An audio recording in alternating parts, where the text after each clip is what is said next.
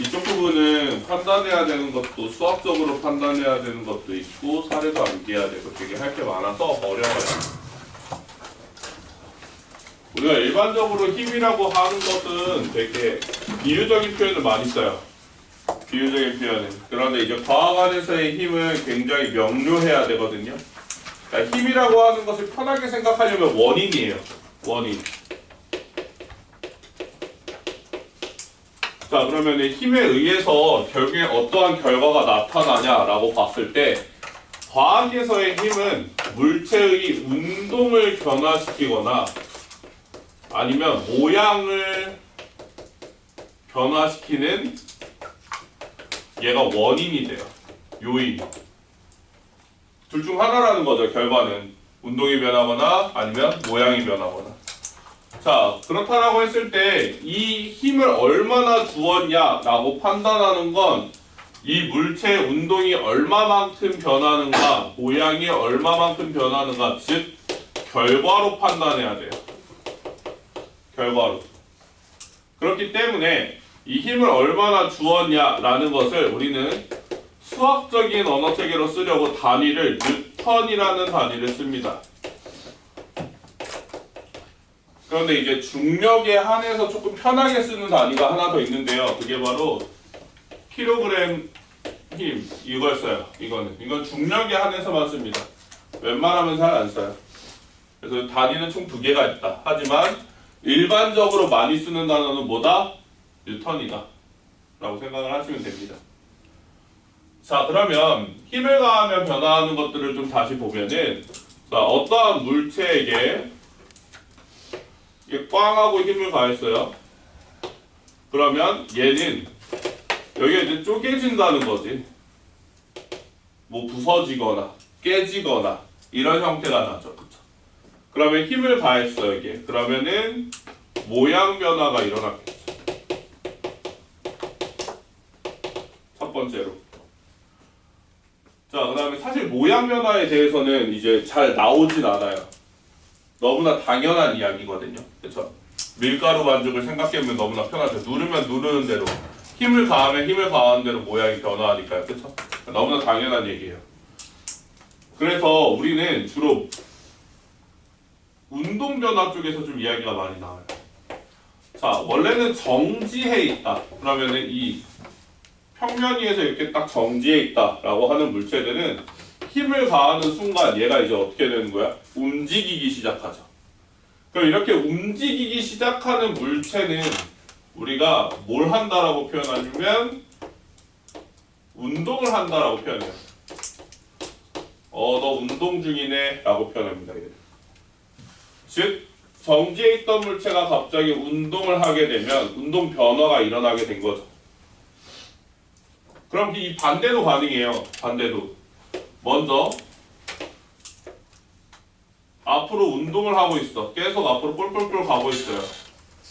그런데 얘를 이제 가는 방향에 맞춰서 반대 방향으로 힘을 가하는 거죠. 꽝 하고. 그러니까 너가 오고 있으니까 반대 방향으로 힘을 가하는 거죠. 그렇죠? 그럼 얘는 어떻게 되겠어? 멈추겠죠. 그렇죠? 정지하겠죠. 그럼 운동 중이던 친구가 힘을 받아서 정지했다. 이것 또한 뭐가 될 수 있다? 운동 변화가 될 수가 있다라는 거죠. 그래서 정지해 있던 물체를 운동시키거나 운동하던 물체를 정지하는 것 또한 뭐다? 힘에 의해서 나타난다는 거예요. 힘에 의해서. 그러면 이거는 너무나 단적인 예시고 조금 더 심화적인 예시로 보게 되면 운동 방향과 힘의 방향에 따라서도 달라질 수가 있어요. 자, 예를 들어서 이렇게 네모난 물체가 오른쪽으로 가고 있다라고 생각을 해볼게요. 오른쪽으로 운동 중이에요. 얘는 계속 움직이고 있어. 무한하게 계속 가고 있어. 그런데 이 물체의 운동 방향으로 내가 힘을 가합니다. 그러니까 앞으로 가는 애를 뒤에서 민 거죠. 그럼 얘는 이제 어떻게 되겠습니까? 속력 변화가 생기겠죠. 속력 변화. 더 빨라지거나 혹은 더 어떻게 되거나 느려지거나 둘 중 하나겠죠. 그쵸? 그래서 속력 변화가 생겨. 이것 또한 뭐다? 운동 변화라고 이야기를 할 수 있죠. 무슨 말인지 이해됐어요? 자, 이번에는 그러면 앞으로 또 가고 있던 친구한테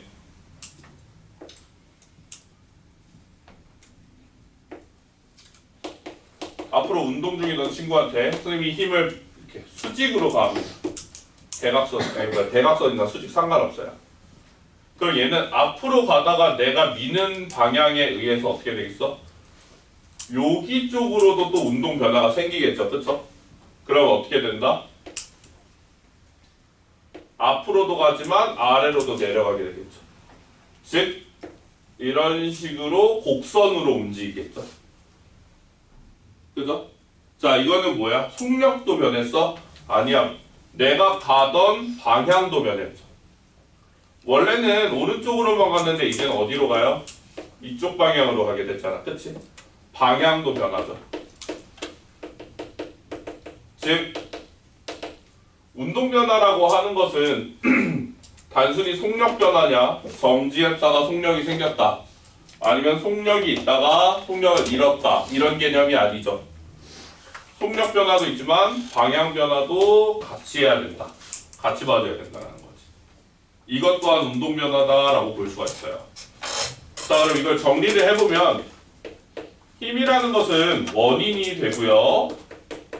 이 힘에 의해서 모양 변화가 일어나거나 아니면 운동 변화가 일어난다라고 이야기를 했죠. 그럼 이 운동 변화 같은 경우는 속력 변화가 일어날 수가 있고요. 그리고 또 방향 변화가 일어날 수 있다고 했습니다. 자, 그런데 여기서 한 가닥이 더 추가가 되죠. 자, 둘 중에 하나만 되라는 법 없죠. 그쵸? 이게 동시에 일어나라는 법이 있고요. 그쵸? 동시에 일어날 수 있죠. 운동 변화가. 방향도 변하고 속력도 변하고. 또 한 가지. 힘에 의해서 둘 중 하나만 일어나라는 법이 있습니까? 그런 것도 아니죠. 동시에 일어날 수가 있죠. 그래서 전부 다 이렇게 동시에 일어나는 사례까지도 같이 봐주셔야 돼요. 무슨 말인지 이해됐나요? 자, 예를 들어서 축구공을 발로 찬다라고 생각을 해보자. 그러면 축구공이 발로 차면 날아가는 순간 첫 번째, 정지해 있던 물체가 속력을 얻었죠. 그쵸? 그럼 운동 변화가 생겼어요. 자, 여러분들이 발로 차는 그 부분은 축구공의 모양이 어떻게 되고요? 움푹 파이게 되겠죠. 그쵸? 그럼 또 뭐도 일어나요? 모양 변화도 일어나게 되는 거죠. 그쵸? 즉, 축구공을 발로 차는 행위는 내가 축구공에게 힘을 가하는 행위다라고 볼 수 있는데, 그때는 모양 변화도 일어나고요, 속력 변화도 같이 일어나는 그런 변화가 일어나는 거죠. 그래서 동시에 일어나는 변화다라고 생각을 해주시면 됩니다. 자, 그래서 거기 나와 있죠. 자, 과학에서 힘은 운동 상태 변화, 모양 변화, 그리고 모두 변화, 이렇게 세 가지가 나와 있다라고 되어 있죠. 그쵸? 그래서 그런 부분들 세 가지가 이렇게 표로 나와 있고요. 선생님이 이런 식으로 정리를 해봤습니다. 그래서 이거는 사례를 봐주는 게 좋다. 그래서 사과가 나무에 떨어진다, 운동 변화죠. 그리고 뭐 고무줄이 늘어난다, 이거는 모양 변화. 그리고 자동차가 벽에 부딪히면서 멈춘다. 분명 찌그러졌겠죠? 그죠? 자동차가 멈출 때, 그쵸? 벽에 박았으니까 그런 부분까지 보시면 되겠습니다. 이해됐나요? 네, 그래서 이런 것들. 자, 그러면 지금 보면은 선생님이 어떠한 물체에 힘을 가해줬다라고 했을 때 이렇게 화살표를 많이 써요. 자, 힘이라는 것은 사실 눈에 보이지가 않죠. 눈에 전혀 보이지가 않기 때문에 얘네들을 표현할 때는 두 가지를 씁니다. 먼저 첫 번째는 아까 말했듯이 그냥 값으로만 봐요. 값. 크기만 보죠. 값으로 볼 때는 조금 편해요. 비교만 하면 되니까. 그냥 뭐만 보면 돼? 앞에다 숫자 쓰고요. 그 다음에 뒤에 뉴턴, N 쓰면 돼요. N 쓰면 됩니다. 그럼 우리 또 단적인 예시로 한번 볼까요? 여러분, 우리 이미 어느 정도 여러분들 학교에서 수업을 들었잖아요. 그쵸? 자, 이렇게 사람 하나 있다라고 치자. 그치? 우리 지구에 있어. 사람은 항상 뭘 받아? 중력을 받죠. 그쵸? 그럼 이 사람의 몸무게라고 하는 거. 몸무게 단위가 뭐야? 너 몸무게 몇이야? 공개할 수 없어요. 공개할 수 있는 사람. 내 걸로 할게. 100이야. 믿는 사람 없겠지? 100이야. 이거 잘못된 거야. 이거 완전 잘못됐어. 아니, 무게가 잘못된 게 아니라 표현이 잘못됐다는 거예요. 알겠죠? 왜? 무게는 힘이야, 여러분들. 그렇기 때문에 무게라고 하는 건 중력의 크기를 말하죠. 그쵸? 중력의 크기는 뭐 곱하기 뭐죠? 질량 곱하기. 얘는 질량이죠. 그러니까 100 곱하기 얼마? 98이죠. 아, 9.8. 그럼 얼마가 나옵니까? 980N이 나와요. 자, 이게 이따가 어차피 배울 거예요. 이거는. 근데 그냥 미리 아는 거죠. 자, 즉 선생님은 중력이, 즉 지구가 나를 얼마로 당기고 있는 거야? 이만큼으로 당기고 있는 거야. 이해됐니? 자, 근데 예를 들어서 다른 친구들, 선생님보다 질량이 2배 작은 친구가 있다라고 가정을 해보죠. 그 친구 같은 경우는 질량이 얼마예요? 50이거든요. 그리고 여기다가 또 9.8을 곱하면 그 친구는 490N만 받아요.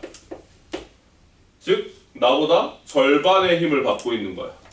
이해됐니? 이런 식으로 힘을 표현할 때는 단순히 그냥 뭐로 표현할 수 있다? 그냥 값으로만 표현할 수가 있다라는 거지.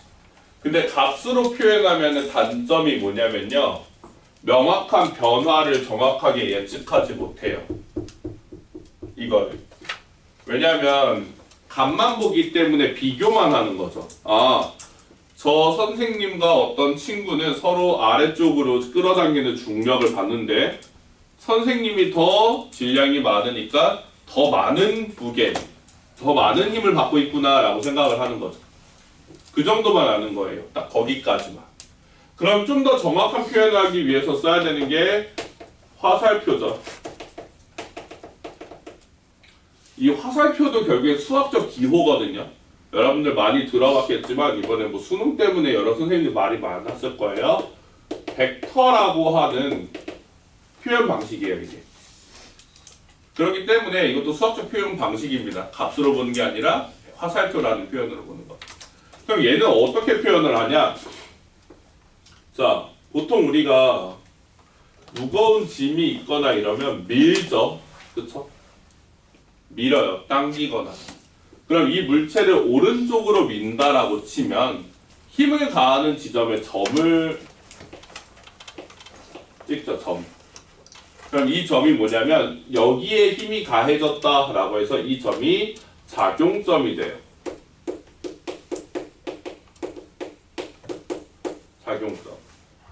그 다음에 이제 오른쪽으로 민다라고 했죠. 그럼 오른쪽으로 힘을 가하죠. 그럼 오른쪽 방향을 가리켜야 돼요. 이게 뭐예요? 힘의 방향이죠. 힘의 방향. 자, 그러면 여기서 이제 선생님 값은 어떻게 하냐라고 하면 값은 이 길이가 곧 값이 됩니다. 길이. 길이가 크기가 돼요. 값이죠. 자, 예를 들어서 선생님이 요 정도 길이였어요. 지금 보면은 뭐 한 칸, 두 칸이라고 가정을 해보죠. 그죠? 그러면 이 몸무게를 받는 사람은, 이 무게를 받는 사람의 길이가 선생님보다 어때야 돼요? 절반이어야 돼요. 왜? 나보다 값이 2분의 1배로 작기 때문에 어떻다? 길이 또한 작게 표현해야 된다는 거죠. 즉 화살표의 길이는 값을 비유적으로 표현합니다. 비유적으로. 무슨 말인지 이해됐어요? 그래서 이렇게 두 가지로 표현을 한다는 거죠.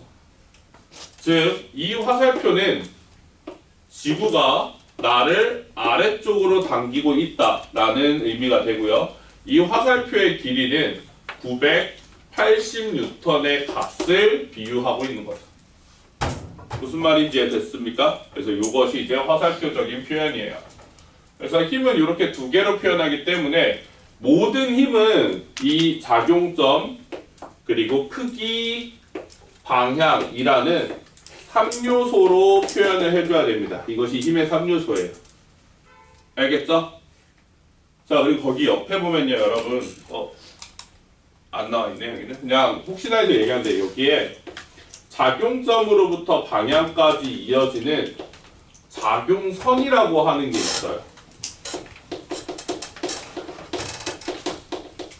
작용선이 좀 중요한데 왜 중요하냐면 물체의 무게중심에 가해져야 돼요. 힘을 가한다라고 했을 때.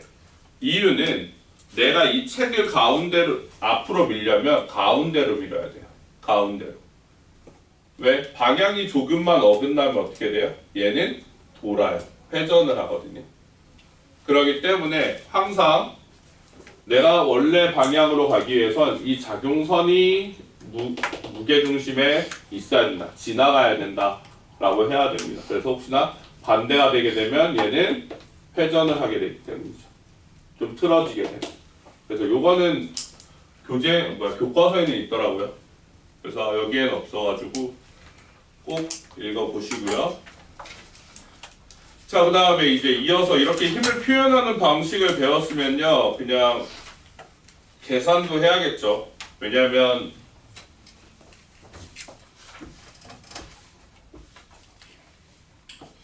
세상에 힘이라는 게 하나만 가해지라는 법은 없거든요. 우리가 줄다리기를 이용해서 좀 그런 대결을 많이 하듯이 여러 명이 이제 좀 협동을 해서 하나의 힘처럼 보일 때가 있죠. 자, 줄다리기라고 하는 것은 이렇게 길다란 줄을 가운데 매듭을 짓고 여기에 뭐 A반, 여기에 B반이라고 하여서 당기는 거잖아요. 자기네 쪽으로. 미는 게 아니라 당기는 거죠. 그렇죠? 이렇게.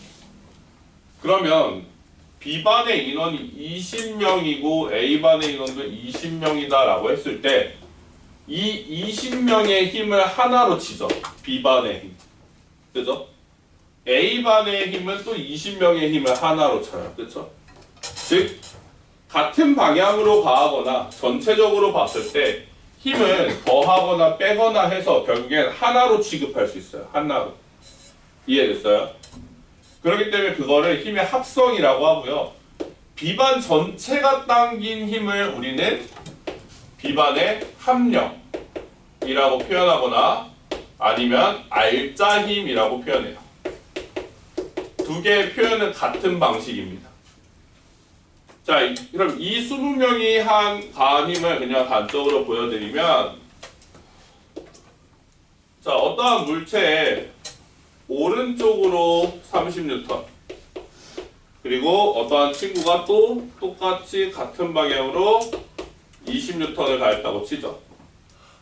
자, 그럼 이런 경우는 같은 방향으로 가했잖아요. 그쵸? 그러면 얘네들은 그냥 더하면 됩니다. 30 더하기 20은 50N. 즉 여기에 가해진 힘은 두 개죠. 그죠? 근데 얘네를 하나로 취급하면 그냥 몇 뉴턴으로 취급한다? 50N짜리다 라고 취급하는 거예요. 하나로 취급해버리는 거죠. 그래서 이 물체에게 가해진 알짜 힘은 얼마가 된다? 알짜 힘은 50N이 된다 라는 거죠. 이렇게. 그래서 거기 아래쪽에 나와 있죠. 그거 생각을 해보시면 되고요. 거기. 자, 그러면은 이제 이쪽을 보게 되면 본격적으로 A반하고 B반하고 이제 서로 당긴다라고 해봅시다. 여기 가운데를 매듭이라고 두고. 자, 그러면 여기 쪽에서 이제 B반이 당기는 힘은 20N. 그리고 A반이 당기는 힘은 30N이었다고 이야기를 해보죠. 그럼 이거는 A반의 합력은 30, B반의 합력은 20이었어요. 그럼 누가 이길까요? 값으로 보면 무조건 A반이 이기겠죠. 그쵸? 그럼 이 줄은요, 합력을 따졌을 때 어디로? 왼쪽으로 얼마만큼? 왼쪽으로 10N만큼 갈 거예요. 그죠? 왼쪽으로 10N. 그러니까 이걸 계산을 어떻게 해? 큰 값에서 작은 값을 빼죠. 그럼 얼마가 나오죠? 10이 나와요. 그리고 나서 큰 값의 방향을 따라가주면 되죠. 왼쪽이라고. 그래서 힘을 쓸 때는요, 간만 쓰는 것이 아니라 헷갈리지 않게 이렇게 방향도 같이 쓰는 게 제일 좋습니다. 무슨 말인지 됐나요? 이해됐어요? 그래서 이것이 힘의 합성이다라고 하는 거죠. 그래서 하나의 힘으로 취급해서 계산하는 것을 말해요. 자, 그러면 우리가 이제 이거는 계산이고 물리학에서 가장 안정적인 상태다라고 하는 게 힘의 평형 상태라고 이야기를 하거든요. 힘의 평형. 그럼 힘의 평형이면 얘는 전체 합한 모든 합력이 0인 상태예요. 0뉴턴인 상태야. 그럼 봐봐. 힘이 0뉴턴이다. 그럼 원인이 있는 거야, 없는 거야? 없는 거예요. 그럼 원인이 없죠. 그럼 결과도 없죠. 그쵸? 그럼 얘는 힘의 평형이 일어났다. 아무런 변화가 없어요. 모양 변화도 없고요. 운동 변화도 없어요. 그럼 이런 생각을 해. 가장 착각하는 예시가 그거든. 물체가 운동을 하고 있었어. 운동 변화가 없대. 운동이 멈출까? 그쵸. 운동 중이겠죠. 계속. 일정한 속력으로 계속 가겠죠. 그쵸? 그런 것처럼 변화가 없다라는 건 말 그대로 진짜 운동 변화도 없는 거고 모양 변화도 없는 것이고. 그거를 반드시 알아두셔야 됩니다. 그러면 이 평형이 이루어지기 위한 조건은 첫 번째로 어떠한 A라고 하는 물체에게 가해지는 힘이 2개 이상이어야 돼요. 하나로는 안 돼. 하나만 가하면 어때? 얘는 무조건 뭐야? 이쪽 방향으로 변화가 일어나요. 안 되죠. 그쵸? 어떻게 해야 돼? 이쪽을 내가 10뉴턴으로 당겼어? 그럼 어떻게 해야 돼요? 반대쪽으로도 몇 뉴턴을 당겨줘야 돼요? 얼마일까요? 10이죠. 즉, 한 물체에게 가해지는 양쪽으로 가해진 힘의 크기가 어때야 된다? 무조건 같아야 돼요. 자, 그리고 두 번째. 작용점은 힘을 가한 물체에 찍는다고 이야기했잖아요, 여기서. 자, A는 모든 작용점이 다 들어가 있어야 돼요. 혹여나 이게 다른 물체에 있다라고 하면은 합쳐지지가 않는 거죠. 무슨 말인지 됐어요? 그래서 이렇게 2개의 작용점이 있어야 되고 정반대여야 되고 그리고 뭐 해야 된다? 크기가 같아야 된다. 이런 상황에서는 뭐다? 무조건 힘의 평형이 일어나게 된다는 거죠. 자, 여러분들 보게 되면 선생님 지금 아까 전에 여기에 제가 지워버렸지만 선생님 아래로 몇 뉴턴 당겨줘요? 지구가 980뉴턴 당겼단 말이에요. 980뉴턴이면은 엄청 큰 힘이죠. 그쵸? 그런데 선생님 아래로 떨어져요? 안 떨어져요. 왜 안 떨어져요?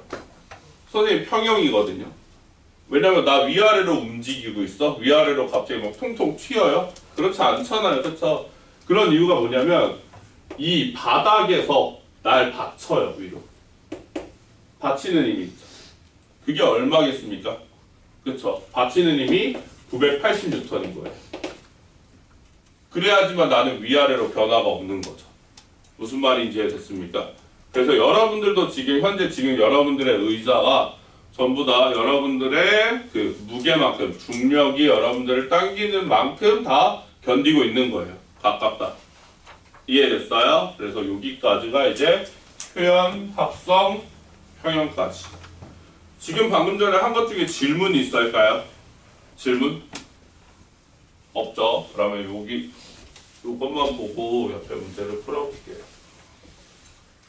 거기 예시가 나와 있어서 정리를 하는데 지금 아래쪽에 보면은 이 초전도체 느낌이 나는 그 공중에 뜬 자석이 보이죠? 지금 보면 이렇게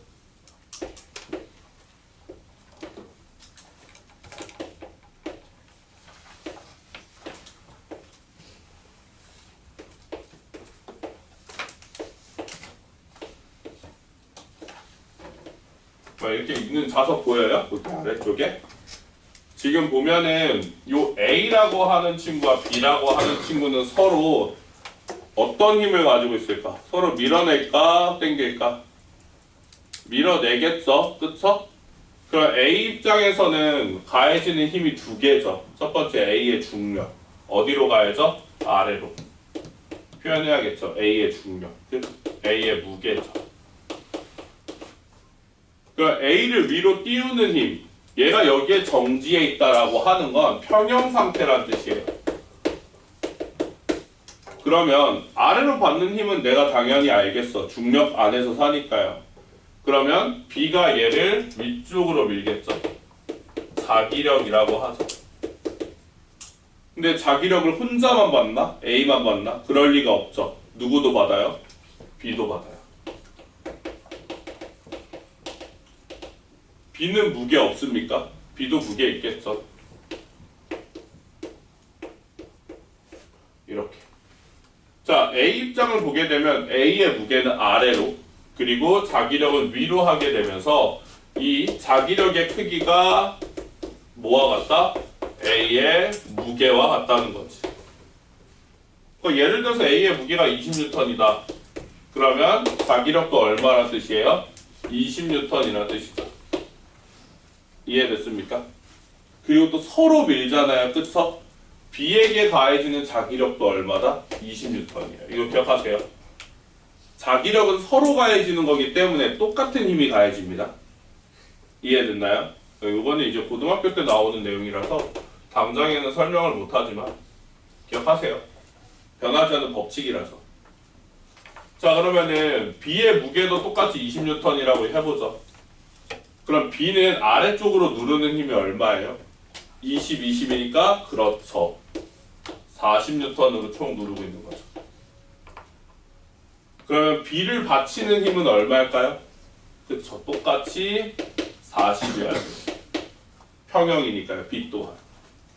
이해됐어요? 그래서 이거를 문자적으로 보게 되면 자기력과 A의 무게가 같고 B를 받치는 힘과 자기력과 B의 무게를 합한 게 같다라고 하겠지만 사실 수학으로 보게 되면 조금 더 명료하고 편하게 오는 게 있죠. 값으로 보면. 그쵸? 그래서 여기까지 아시면 되겠습니다. 됐나요? 여기 지금까지 좀 이해가 안 되는 부분 없어? 자, 그러면은 9페이지 풀고 10페이지까지 풀고 맞추고 넘어갈게요.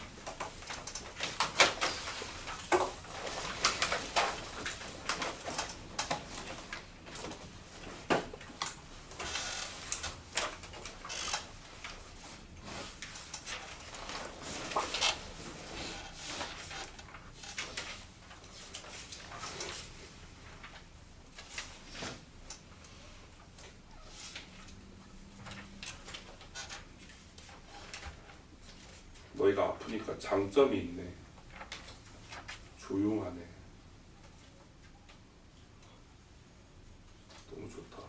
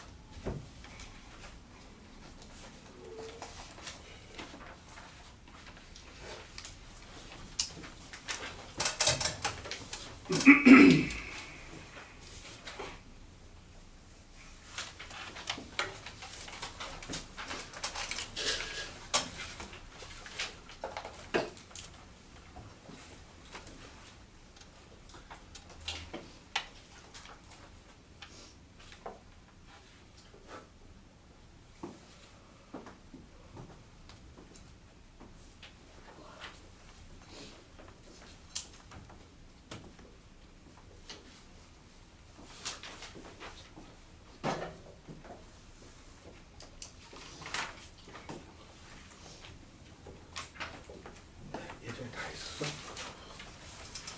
좀 좋아. 숙제가 안 되겠네.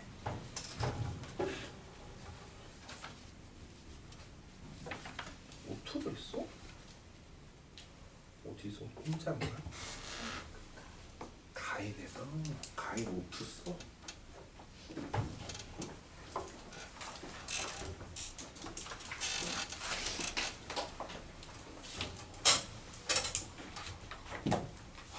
이준호 심심해 죽겠지. 다 풀려 있어가지고.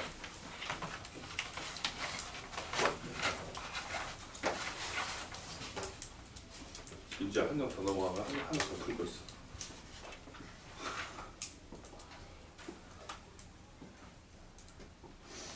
준영아 너도 한 장 넘어가면 풀었어?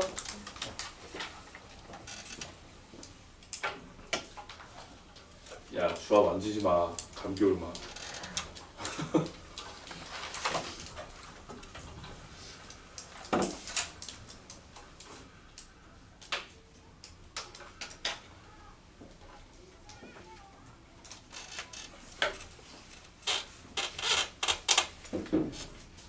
자 그러면 다 맞출게요. 9페이지부터 힘, 뉴턴, 작용점, 합력, 평형이고요.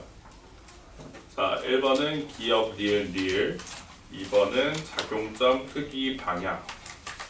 자 3번은 동쪽 30N 4번은 5번. 자 5번은 200N 오른쪽. 아까도 말했지만 계속 방향도 같이 써야 돼요. 알겠죠? 자 그다음 6번은 1번은 니은, 2번은 기억. 자 유제 1번은 20N 왼쪽.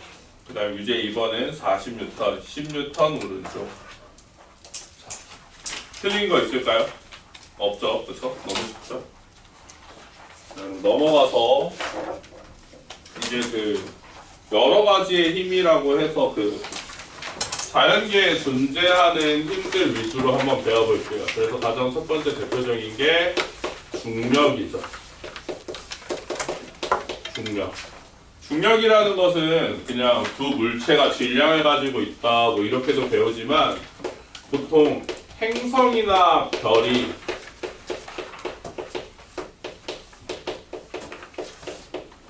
우리 입장에서 이게 지구가 되겠죠? 별이 주위 물체를 끌어당기는 인력을 말해요. 끌어당기는 힘, 인력이라고 하죠.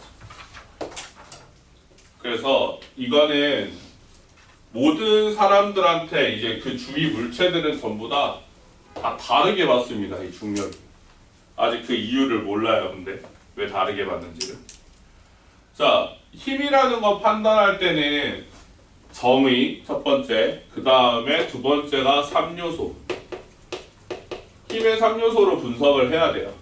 그럼 작용점이 있었고요. 그 다음에 또 크기가 있었고요. 그 다음 방향이 있었죠. 그걸 위주로 공부를 해줘야 됩니다. 자, 먼저 방향을 보게 되면 지구 중심이라고 이야기했을 때 이 모든 물체들은 전부 다 지구 중심 방향으로 가요. 어떤 물체든지. 전부 다 지구 중심 방향으로 합니다. 그러니까 이거를 보게 되면 얘는 아래쪽, 얘는 왼쪽 이렇게 표현할 수가 없다는 거죠. 어느 물체든지 전부 다 어떻게 될 거니까 중심 방향으로 가니까. 따라서 첫 번째 중력의 방향은 지구 중심 방향이라고 이야기를 하는데요. 이 지구 중심 방향을 조금 더 과학적인 표현으로는 연직 아래라고 이야기를 합니다. 연직 아래. 그러니까 연자가 나변자라고 해서 한문을 쓴 거거든요. 그러니까 납을 매다른 실을 뒀을 때 항상 그 수직 아래로 향한다라고 해서 연직 아래라고 이야기를 하는 거예요. 이해됐죠? 그래서 이런 표현을 쓰고요. 자, 그리고 두 번째 작용점. 이 작용점이 굉장히 특이해요. 지금 보게 되면 힘이라고 하는 건 항상 접촉을 해야 된다라고 생각을 많이 하거든요. 이렇게 닿아야지만 한다. 그런데 중력 같은 경우는 닿지 않아도 돼요. 닿은 물체도 물론 끌어들이지만 접촉하지 않더라도 뭐한다? 끌어당길 수 있어요. 자, 그래서 작용점은 물체의 무게 중심에 있다라고 생각을 하시면 되겠죠. 어디서든지. 그래서 접촉하지 않더라도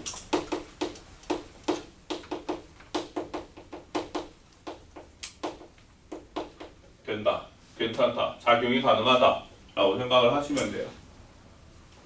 자, 그 다음에 이제 마지막으로 크기거든요. 크기, 값이죠. 자, 중력의 크기라고 하죠. 이걸 앞에 붙이면 그 중력의 크기는요, 우리가 다른 말로 무게라고 불러요, 여러분. 무게. 그러니까 무게는 질량의 단위가 아니라 힘의 단위예요. 이제 뉴턴을 써줘야 돼요. 이해됐습니까? 그래서 뉴턴을 써줘야 됩니다. 그럼 얘 값으로 구하는 거 먼저 이야기해보면 이 무게의 값은 9.8 상수예요. 중력 가속도라는 상수고요. 곱하기 질량을 해주시면 됩니다. 그러면 질량의 단위는 킬로그램 단위고요. 무게의 단위는 뉴턴 단위가 나올 거예요. 이해됐어요? 그래서 여기가 이제 기본인데, 자, 그렇기 때문에 중력의 크기는 첫 번째, 무조건 물체의 질량에 비례합니다.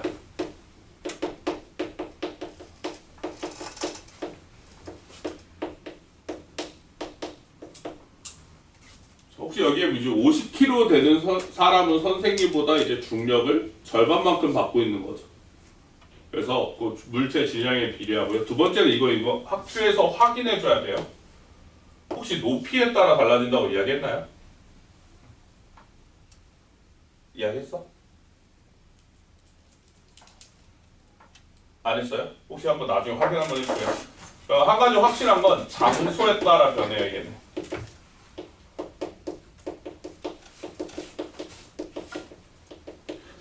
얘는 다현아 읽어야 돼. 얼른 밑줄 쳐. 밑줄 치대 거의 다 나와 있어. 안 써도 돼. 크기, 질량이 클수록 크다. 방향, 지구, 중심 방향, 작용점만 쓰면 되겠다. 뭐라 그래. 지금 알겠지 얘들아? 이거 무조건 3요소로 봐야 돼. 알겠죠?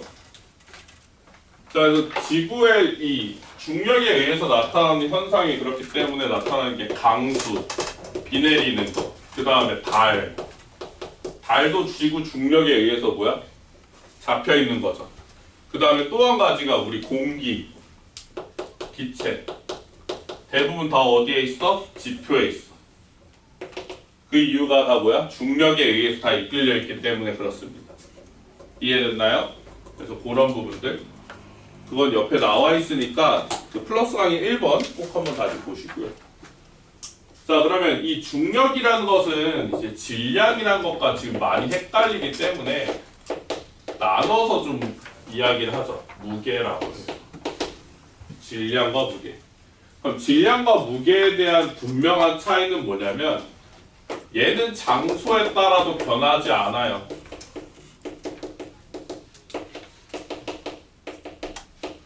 근데 얘는 장소에 따라 변한다는 거죠.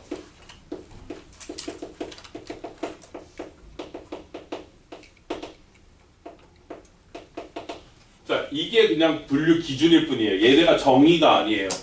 알겠죠? 얘네 무게의 정의는 아까 전에도 말했지만 얘는 그냥 중력의 크기예요. 얘는 중력의 크기. 질량 같은 경우는 그냥 물질이 가지고 있는 고유한 값을 나타낸 거예요. 고유한 값. 고유하다라고 하는 게 어떻게 보면은 얘만 갖고 있는 뭔가 특별한 값이라고 하지만 아니에요. 그냥 물체를 표현한 값일 뿐이에요. 무슨 말인지 이해됐어요? 선생님은 내일 103kg가 될 수도 있어요. 다음 주에 108kg가 될 수도 있었고요. 가능해요. 왜? 먹으면 돼. 우리 다 할 수 있어. 너희도 100kg 금방 돼. 어려워? 금방이야. 금방 돼요. 고유한 값이야. 그러니까 뭐야? 여러분들이 지금 다들 밝히진 않지만 다들 고유한 그 값들을 가지고 있어요. 알겠죠? 그래서 그런 것들. 그걸 질량이라고 한다. 자, 그러면 이 무게와 질량 같은 경우는 단위를 얘는 킬로그램을 써서 단위를 내던가 그램을 쓰고요. 얘는 뉴턴을 쓰던가 킬로그램 힘을 써요.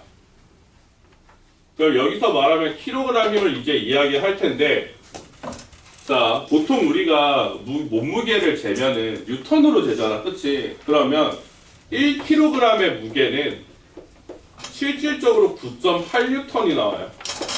무게로 재보면. 근데 이거를 치환하기가 너무 불편한 거야, 그치? 그러니까 뭐야?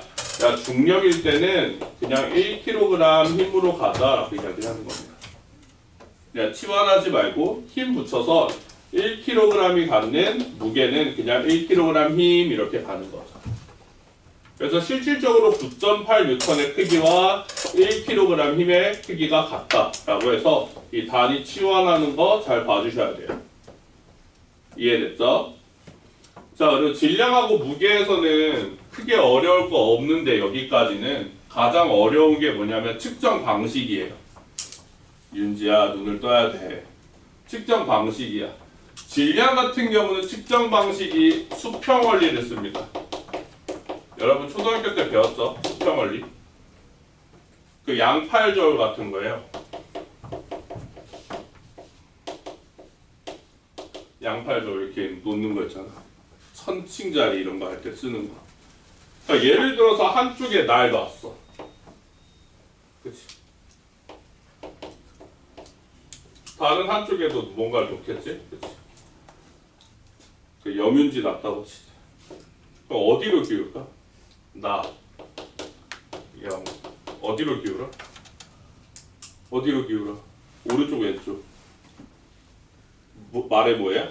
나겠지, 그치? 이쪽으로 기울 거야. 수평이 안 맞아. 그럼 우리는 같은 질량이 아닌 거야. 근데 여기다 강다연 놨어. 그랬더니 어떻게 됐어? 수평이 맞아졌어. 그럼 너희 둘이 합한 질량이 얼마란 소리야?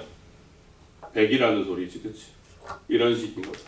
그러니까 기본적인 양팔저울 수평 원리를 이용합니다. 그런데 무게 같은 경우는 아까 전에 배웠던 힘의 평형을 이용해요. 힘의 평형. 그렇기 때문에 힘의 평형을 이용한 저울은 용수철 저울이라는 게 있죠. 이따가 볼게요. 어차피 탄성력 해야 되니까. 알겠죠? 그래서 용수철 저울을 이용해서 아래로 당기면 그만큼 위로 당겨지는 그러한 반대 방향의 힘을 이용하거든요. 그래서 서로 이용하는 원리가 어떻다? 다르다라는 거. 알겠죠? 그래서 그거까지 봐주시면 되겠습니다.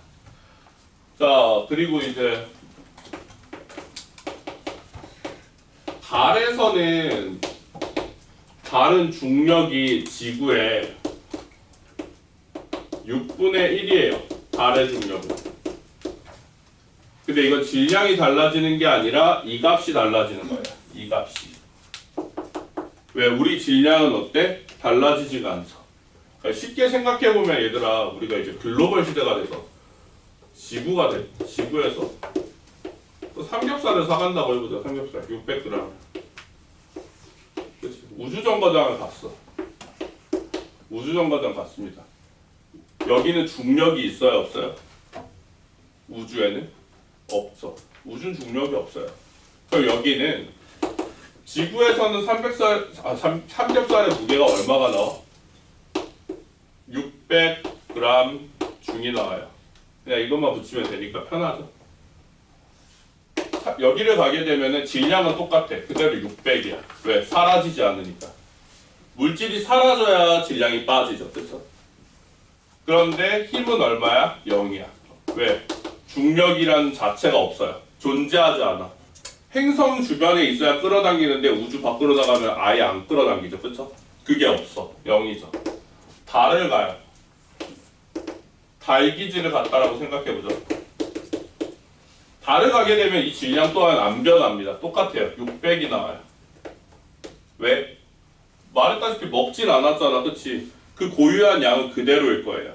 그런데 이 무게가 6분의 1로 줍니다. 100g 힘이 나와요. 항상. 그 이유는 달이 끌어당기는 요 9.8이라는 상수가 더 작기 때문이죠. 그래서 어디서든 질량은 변하지가 않지만 뭐는 변한다? 중력은 변한다. 따라서 달의 중력이 지구의 몇이다? 6분의 1이다 라고 이야기를 합니다. 여기까지 이해됐어요? 여러분, 그래서 지금까지 읽은 거 다시 보고 쭉 한번 봐보세요. 그래서 1번부터 3번까지만 한번 풀어보고 우리 잠깐 쉬죠.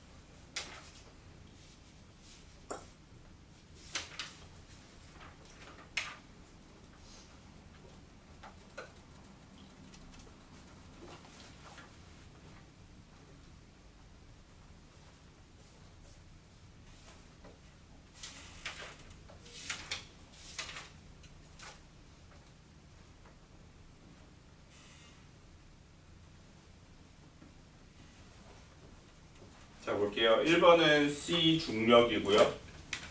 자 2번은 무게 질량, 무게 질량. 3번은 100N이 되죠. 됐나요? 네, 그래서 10분 쉬었다가 12시부터 시작을 할게요.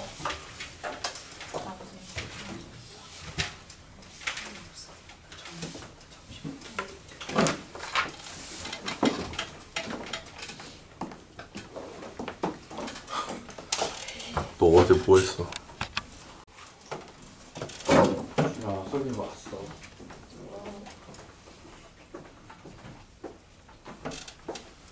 자, 그럼 그 다음 거 볼게요. 탄성력.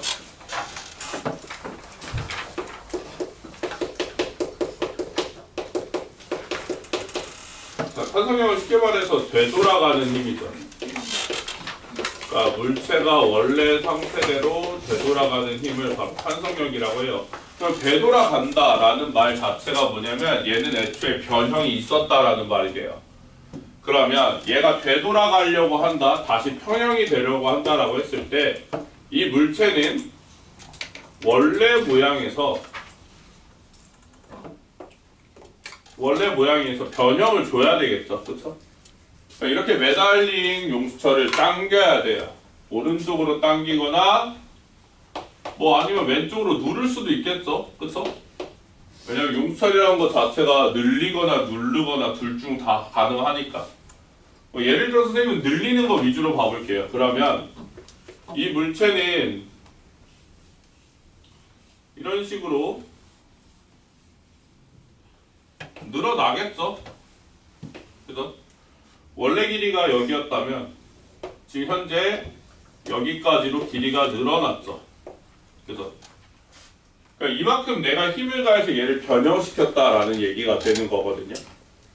무슨 말인지 이해됐어요? 그럼 결국에는 이렇게 변형해서 잡고 있다라고 가정을 해보죠.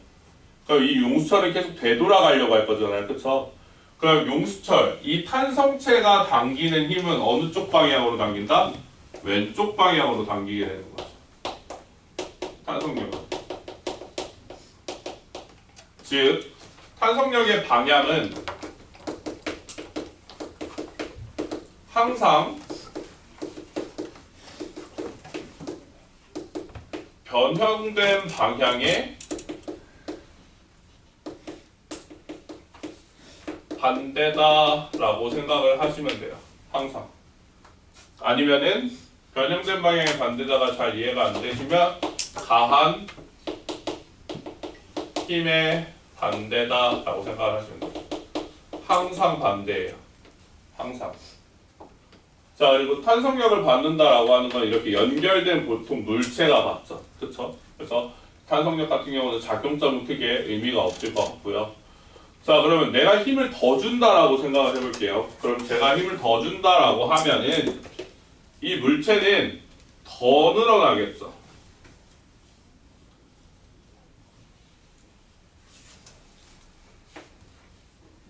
더 늘어날 거예요, 아까보다 더. 아까보다 더 늘어나겠죠. 자, 그러면 내가 이 물체에게 가한 힘도 아까보다 훨씬 큰 거거든요. 그죠? 그 말은 이 물체가 되돌아가는 힘 또한 어떤 거다? 더 커질 수밖에 없다라는 거예요. 이해됐어요? 즉, 힘의 크기는 첫 번째, 변형시킨 힘의 크기와 같다, 동일하다라고 볼 수 있고요.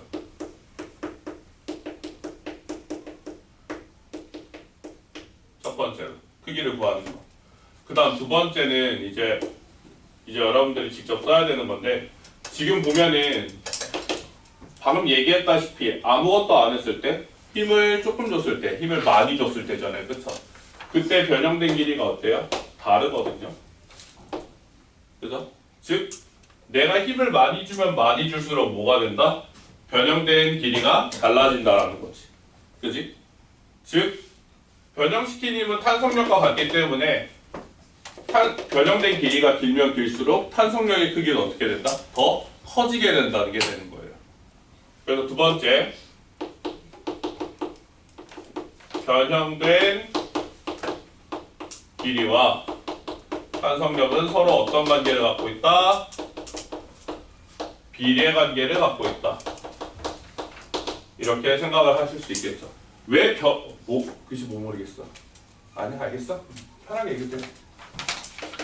자, 그럼 변형된 길이와 탄성력은 서로 비례한다라고 이야기했어. 근데 왜 변형이라고 얘기하냐면 둘 중 하나이기 때문이지. 늘어나거나 아니면 눌리거나 둘 중 하나이기 때문에 그래서 변형이라고 이야기한 거야. 늘릴 때도 있고 누를 때도 있고, 그렇죠? 그래서 이거 둘 중 하나다라고 이야기를 한 거죠. 그래서 아래쪽에 그래프를 보게 되면 여러분들 이거 어차피 이번에 무슨 수행평가라고 또 이야기가 나왔는데 맞아요? 맞아? 몰라요. 또 몰라? 그 려원이가 그 얘기하는데 아니야? 걔는 뭐 죄다 나한테 와서 수행평가라고 얘기하니? 진짜. 맞아? 근데 너 왜? 저 맞는지 아닌지 몰라요. 몰랐어? 잘 됐다. 지금 공부해. 그래서 이거 보면 아래 보면 힘의 크기 늘어난 이제 변형시킨 힘이다라고 나와 있고요. 요 앞에 여기가 이제 뭐 늘어난 길이 이렇게 나와 있죠. 그러니까 늘어난 길이에요. 그럼 변형된 길이죠, 그렇죠? 그러니까 힘이 없을 때 변형이 안 하니까 0이죠. 그죠? 뭐 예를 들어서 힘이 1이 됐어. 그럼 늘어난 길이도 1cm다. 그럼 얘가 5가 됐어. 늘어난 길이도 5cm겠죠. 똑같이 정비례한다는 거예요. 그래서 이렇게 만들어진다라는 거지. 이해됐니? 그래서 내가 가한 힘도 계산을 할 수가 있다라는 거고. 자, 아까 전에 얘기했던 이 탄성력을 이용해서 우리가 용수철 저울 이야기를 했었잖아요. 이 용수철 저울이 무게를 재는 용도라고 했고 원리는 힘의 평형이라고 이야기를 했죠.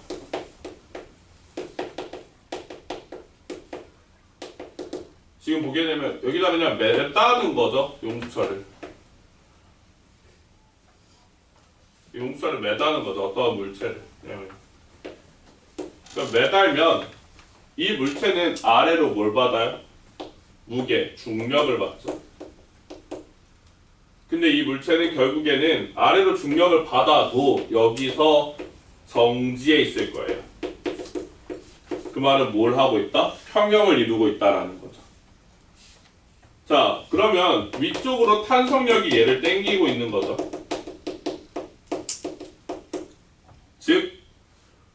중력만큼 탄성력이 생기기 때문에 우리는 용수철 저울을 이용해서 탄성력의 크기를 재면 변형시킨 힘은 탄성력과 같다라는 요 크기 요걸 이용해서 탄성력의 성질을 이용해서 중력의 크기를 계산할 수가 있게 되는 거죠. 무슨 말인지 됐어요? 그래서 이게 기본적인 원리입니다. 자, 그러면은 반대로 추가로 여기다가 물체 하나를 더 매달아요. 그럼 늘어난 길이는 몇 배가 돼요? 2배가 되겠죠. 그쵸? 용수철 전체 길이가 2배가 되는 게 아니에요. 늘어난 길이가 2배가 되는 거예요. 이게 함정 많이 나오거든요. 예를 들어서 2cm가 늘어났어. 그럼 얘를 봤을 때 얘를 2배로 늘렸다라고 하죠. 그럼 용수철의 길이는 2배가 된다. 이렇게 함정 많이 나오거든요. 항상 강조했다시피 늘어난, 변형된. 그거 좀 생각하면서 공부를 하시면 될 것 같습니다. 자, 여기까지 이해 안 된 거 있을까요? 없어요? 네, 그러면은 자, 옆에 15페이지 다 풀고요.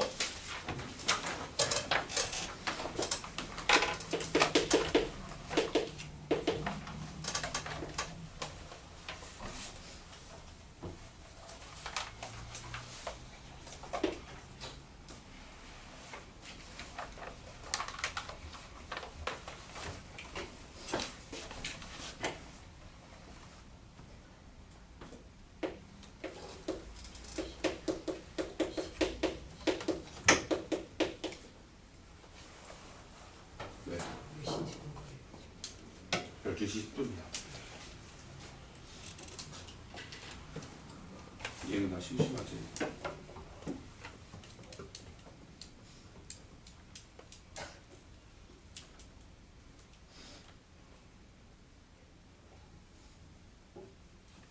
그럼 뒤쪽에 시험 대비 교재도 다 했어. 맨 뒤에. 그러면 숙제는 너 거기로 해요. 어차피 거기 할 거거든. 그냥 이번에 할 때 거기로 해고 3단원 숙제도 그거 남아있으면 그걸로 해오고. 알겠지?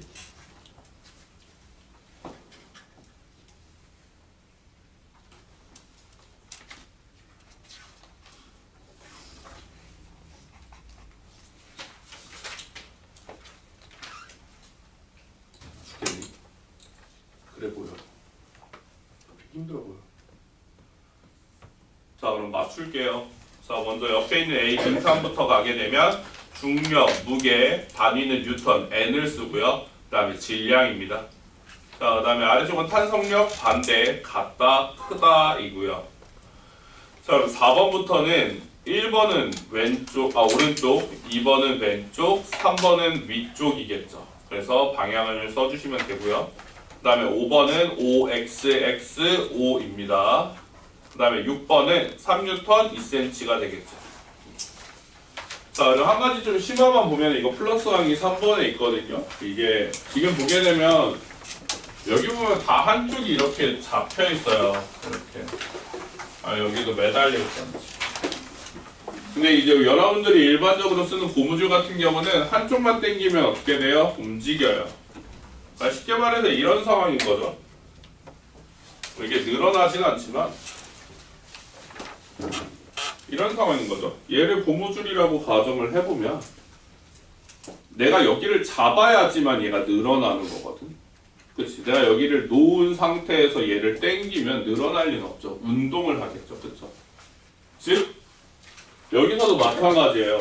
양쪽에서 고무줄을 당긴다라고 가정을 하면요, 내가 이쪽만 당기는 건 말이 안 되는 거지. 예를 들어서 내가 이쪽을 10N으로 당긴다? 그죠? 그러면 내가 여기를 당기면 탄성력은 내 손을 어디로? 반대 방향으로 얼마를 당길까요? 똑같이 10N을 당길 거예요. 그죠? 그럼 여기서도 내가 버티는 힘은 몇 뉴턴이어야 돼? 얘 자체는 움직여 안 움직여?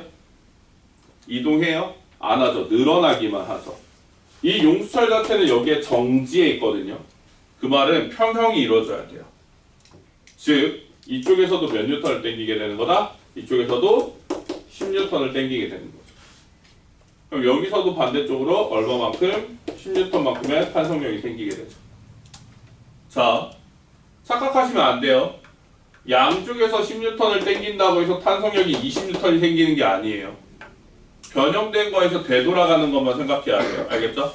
내가 10N을 땡겼으니까 너도 되돌아가는 거 몇 뉴턴? 10N. 자, 너 버티는 힘이야. 왜? 얘는 움직이면 안 되거든. 그럼 얘도 10N, 되돌아가는 거 10N. 알겠죠? 더하면 안 됩니다. 이해됐나요? 요거? 그래서 요거 심화로 나올 수 있으니까 요거 플러스 강의 3번 기억하시고요. 그냥 탄성력이 16톤이에요. 네, 탄성력은 10N인 거예요.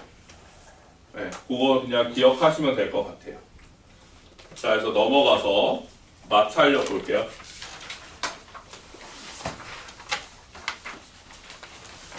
마찰력.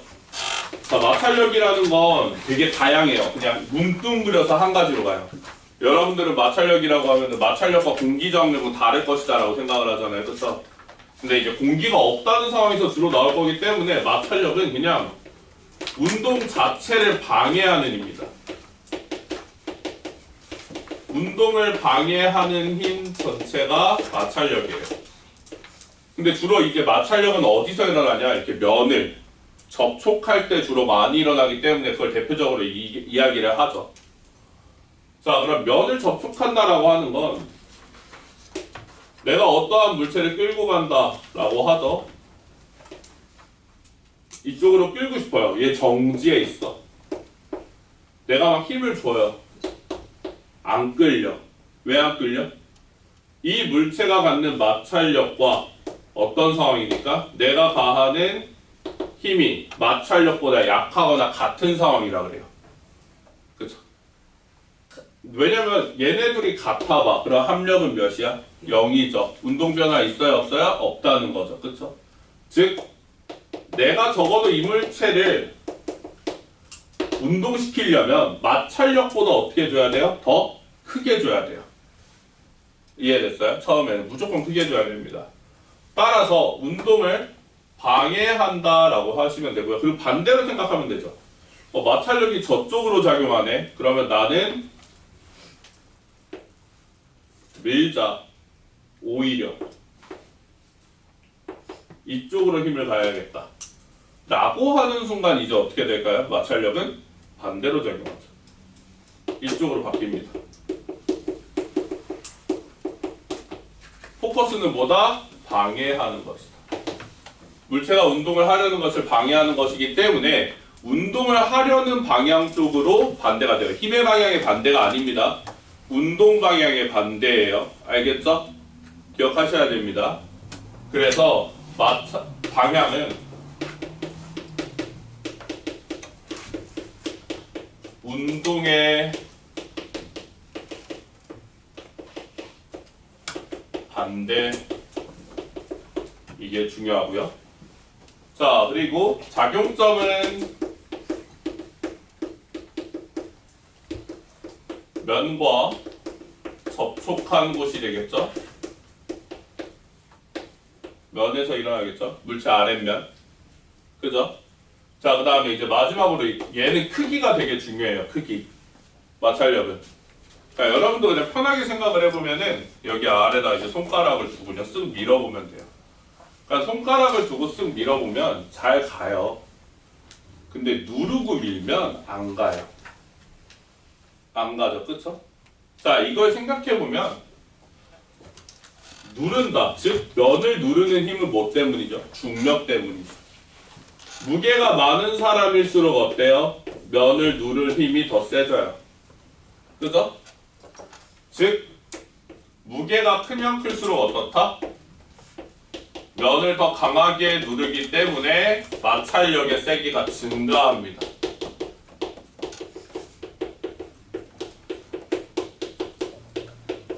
증가해요. 자, 그리고 두 번째, 이거는 면마다 차이예요. 예를 들어서 지금 보게 되면 여러분 책상 같은 경우는 마찰이 진짜 아예 없을 것 같죠. 매끈해 보이죠. 그쵸? 그런데 여기도 마찰이 있죠. 최소한 다 있어요. 꺼끌거리는 것도 마찰이 있고요. 여러분 벽면 같은 것도 있고 칠판 되게 매끈해 보이잖아요. 그쵸? 칠판 매끈하면 분필이 안 묻어요.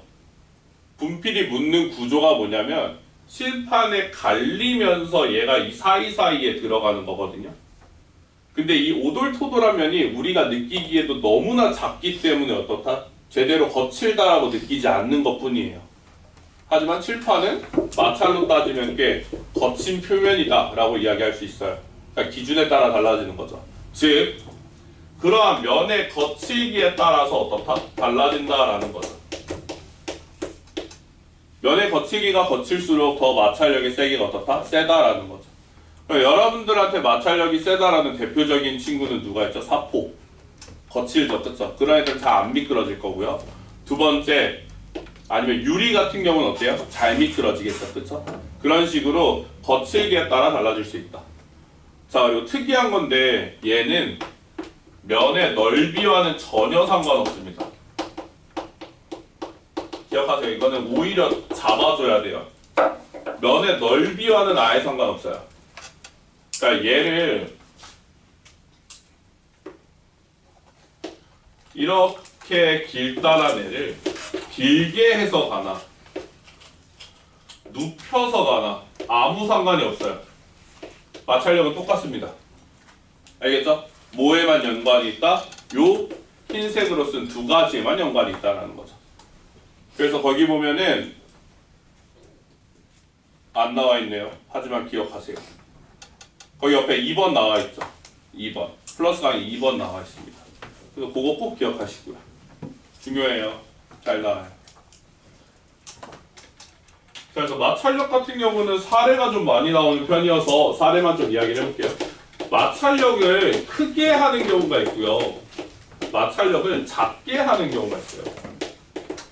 그 마찰력을 크게 한다라고 하는 건 내가 미끄러지기 싫다라는 거거든, 얘들아.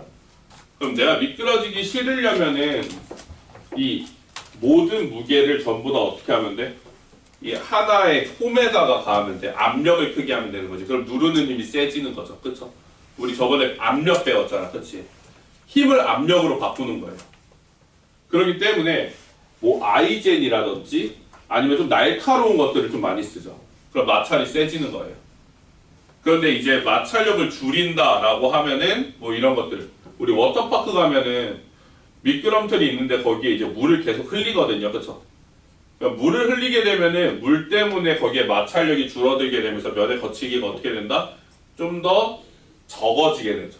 그러면서 좀 더 잘 미끄러지게 되는 그런 효과들이 있거든요.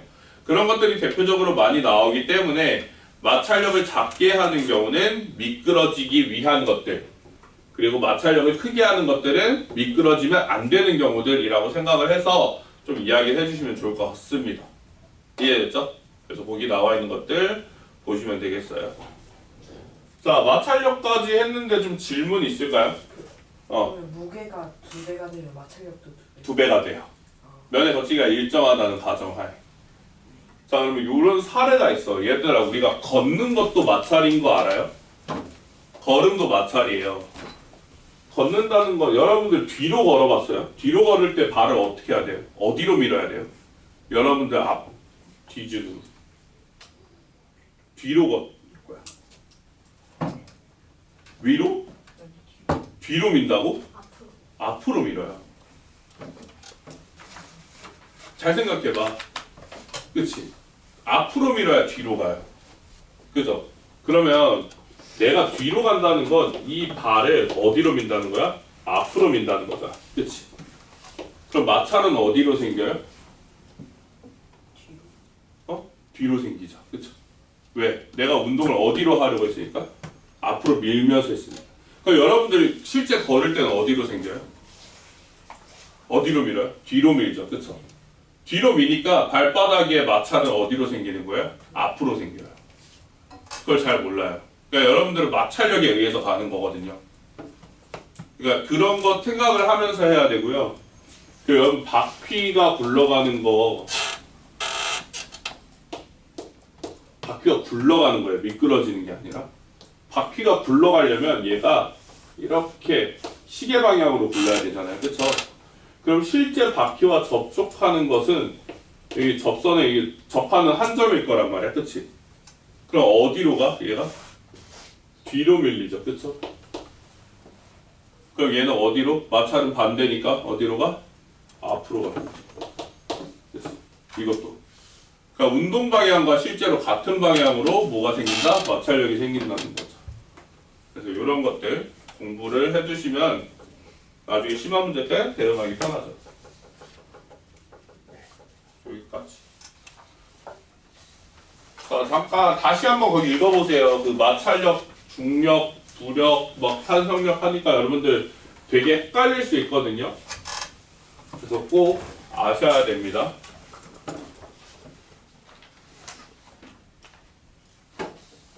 자, 그다음에 이제 마지막으로 부력. 부력. 자, 우리가 일반적으로 물체, 고체 위에 올라서면요, 뜨고 싶어도 뜰 수가 없어요. 왜? 그냥 부력은, 고체는요, 그냥 우리를 위로 받칠 뿐이에요. 그냥 위로 받쳐, 예. 그런데 액체나 기체 속에서도 위로 받치는 힘이 있어요. 그게 바로 뭐다? 부력이에요. 부력. 그래서 부력은 반드시 액체 속이나 액체나 기체 속에서만 받는 힘이에요. 받는 힘입니다. 그래서 예를 들어서 기체가 막 이렇게 있다라고 하면 요 풍선은 힘을 받아서 막 올라가죠. 위로 올라가는 게 이 부력을 받아서 위로 올라가는 거예요. 그럼 얘 누가 밀어? 그치? 얘도 무게가 있을 거야. 얘도 그럼 아래쪽으로 뭐가 있을 거야? 중력이 있을 거야. 그런데 얘를 누가 밀까? 주변 기체들이 얘를 미는 겁니다. 주위 기체들이. 주위 기체들이 얘를 위로 밀어서 올리는 거예요. 즉 이게 부력이라는 거죠. 부력이라는 건 액체나 기체 속에서 그 액체나 기체가 위로 미는 힘을 부력이라고 해요. 걔네가 미는 거예요. 걔네가. 다른 애들이 미는 게 아니라. 즉 이 부력이 크면은 어떻게 되는 거야? 위로 올라가는 거예요. 누구보다? 중력보다 크면. 그런데 기본적으로 우리는 중력이 더 크죠? 훨씬 크죠? 여러분도 부력 받지만 뜰 리가 없죠. 그쵸? 안 떠요. 부력. 너무 작아. 이런 경우는 어떻게 되는 거야? 아래로 내려가는 거죠. 그럼 공중에 떠 있다 라는 친구들은 어떤 상태다? 뭔가 떠 있는 친구들은 지금 현재 중력과 부력이 서로 어떤 상태다? 같은 상태다라는 거죠. 그래서 부력이 더 큰 경우에는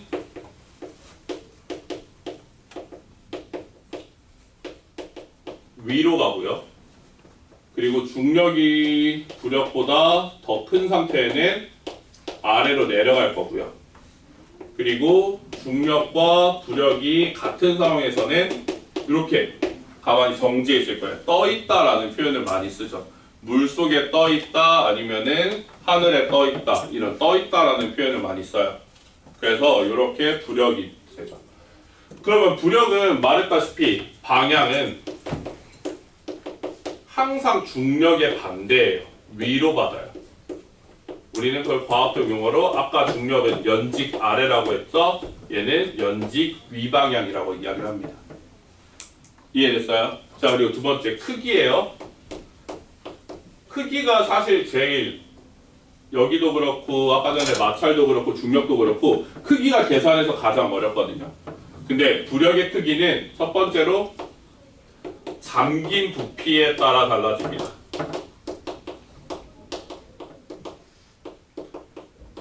잠긴 부피의 비례예요. 무조건.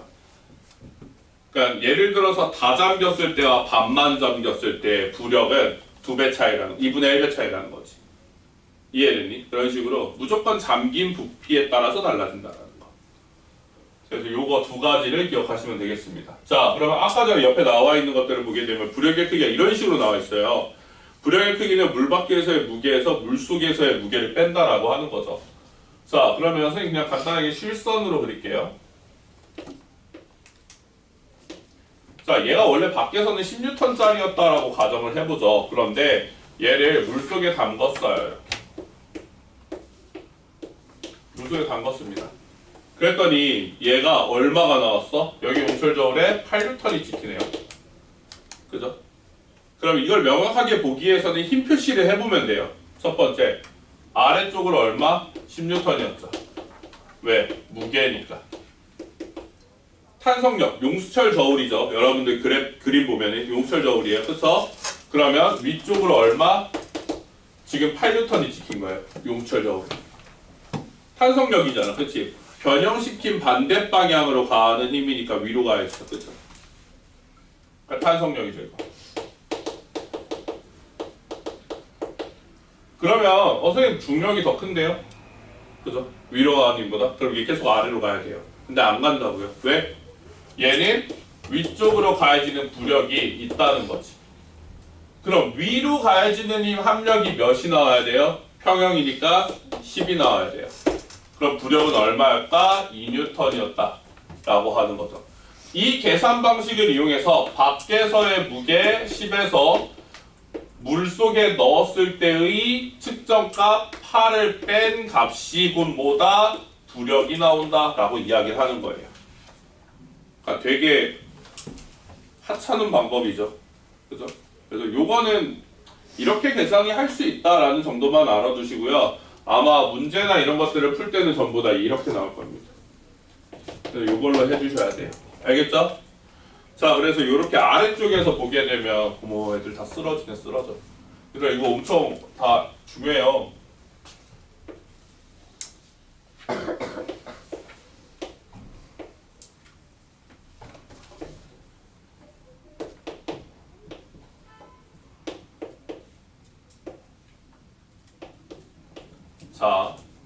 자 A, B, C예요. 지금 선생님 첫 번째 전체 A와 B와 C가 질량이 모두 동일한 경우래요.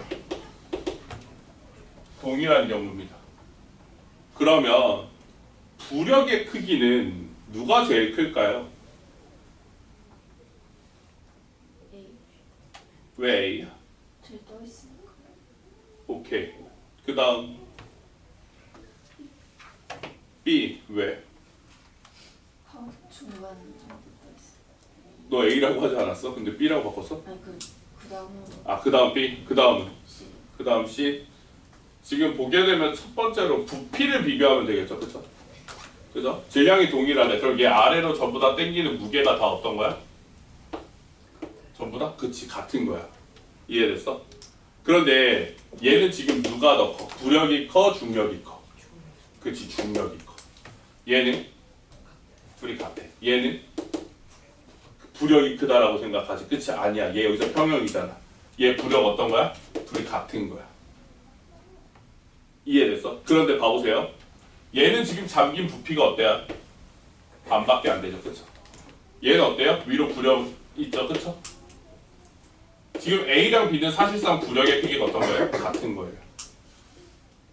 질량이 똑같다며 아래로 당기는 힘이 어떤 거야? 똑같은 거지. 근데 둘 다 어떻게 돼 있어? 떠 있어. 얘는 반만 잠겨도 어떤 거야? 부력이 얘의 질량을 다 커버할 수 있는 거지. 이해됐니? 그럼 누가 제일 작은 거야? C가 제일 작은 거지. 이렇게 해석을 해야 돼요. 근데 이제 윤지 같은 경우 이렇게 A가 다 잠겼을 때를 이야기했겠죠 아마. 그죠? 근데 이 현 상황으로 봐줘야 됩니다. 현 상황. 무슨 말인지 이해됐어요? 그래서 요거 기억하셔야 되고요.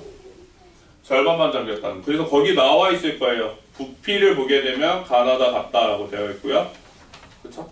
모양은 같다라고 되어 있어요. 모양은 같다라고 했을 때 밑줄 치면 모양 같다? 그럼 부피는 똑같다 라고 봐야겠죠. 전체 부피는 똑같다. 그런데 지금 보면은 가가 부력이 절반이란 소리죠. 절반만 잠겼기 때문에. 무슨 말인지 이해됐어요? 이해 안 됐지 너? 이해 안 됐지? 돌았지? 그만 자. 강다현, 이준 둘 다 얼마나 졌어? 안 되는데. 뻔뻔하기까지 좋다. 자, 그래서 부력의 이용을 보게 되면 액체 속에서 받는 부력, 기체 속에서 받는 부력이 있죠.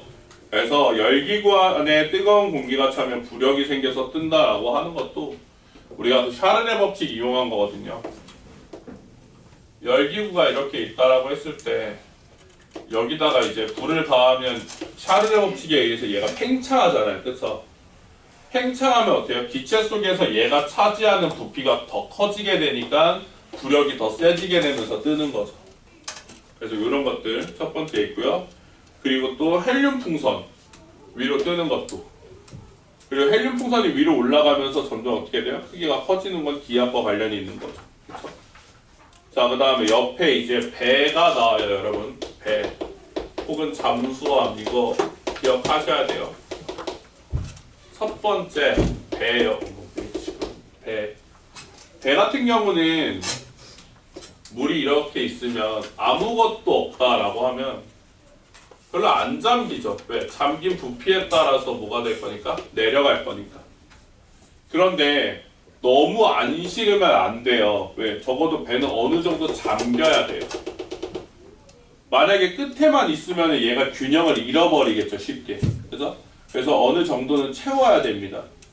그러면 얘를 많이 채웠어. 더 넣었어. 그러면 어떻게 되겠어요? 얘가 내려가겠죠. 아래쪽으로. 그만큼 잠긴 부피가 더 커지겠죠. 그죠? 이만큼으로. 따라서 과석을 하면 안 좋다는 게 너무 많이 잠겨버리면 어떻게 되니까 또 배가 침몰할 수도 있는 거니까 좋지 않는 거고요. 그래서 적당한 양을 항상 실어야 되는 게 이제 배예요. 배는 그만큼 실으면 실을수록 더 큰 부력을 얻어서 뜨려고 합니다. 그만큼 많이 잠기니까. 이해됐어요? 그런데 두 번째, 잠수함 같은 경우는 이야기가 달라요. 잠수함은 모양이 정해져 있어요. 그러니까 잠수함 같은 경우는 모양이 정해져 있어서 이 상태에서 그냥 내려가죠. 아래로. 그러니까 뭐야? 얘는 잠긴 부피가 변함없이 계속 내려가야 돼. 그럼 뭐를 조절해야 돼? 이 친구 안에 있는 물탱크 창고가 있어요. 이렇게. 거의 물탱크. 질량을 조절해야 됩니다. 얘는. 이 안에 물을 넣게 되면 얘는 어떻게 돼요? 아래로 내려가는 중력이 커지게 되겠죠. 그쵸? 그럼 이런 상황이죠. 부력보다 중력이 커지니까 어떻게 된다? 내려가는 거예요. 이해됐어요? 뜨려면 어떻게 해야 돼요? 중력을 잡게 하면 되죠. 그럼 어떻게 되니까? 부력이 그대로니까 부력이 더 세지니까 올라가겠죠. 이해됐나요? 그래서 잠수함 같은 경우는 질량, 즉 무게를 조절해서 내려가는 거고요. 그리고 배 같은 경우는 그 넣는 양에 따라서 부력이 다시 생기게 되는 그러한 구조를 가지고 있습니다. 이해됐죠? 그래서 그거 꼭 기억하시고 적어두시면 좋을 것 같아요. 자, 그럼 오늘까지 정리한 것들 한번 다시 읽으면서 질문할 것들 질문해주고 그 다음에 21페이지까지 혹은 22페이지까지 우리 풀고 채점하고 갑시다. 저거 그 ABC 있는 거 한 번 다시 설명해 주세요. 이거? 지금 보게 되면 질량이 동일하다고 했잖아요. 그쵸? 그럼 세 개가 다 아래로 내리는 힘이 전부 다 어떻다는 거야? 너 그냥 선생님 둘 다 줬지? 그 내신 내비교죠? 네. 근데 녹화했어. 대박. 너 열 풀고 있어. 숙제하고 있어.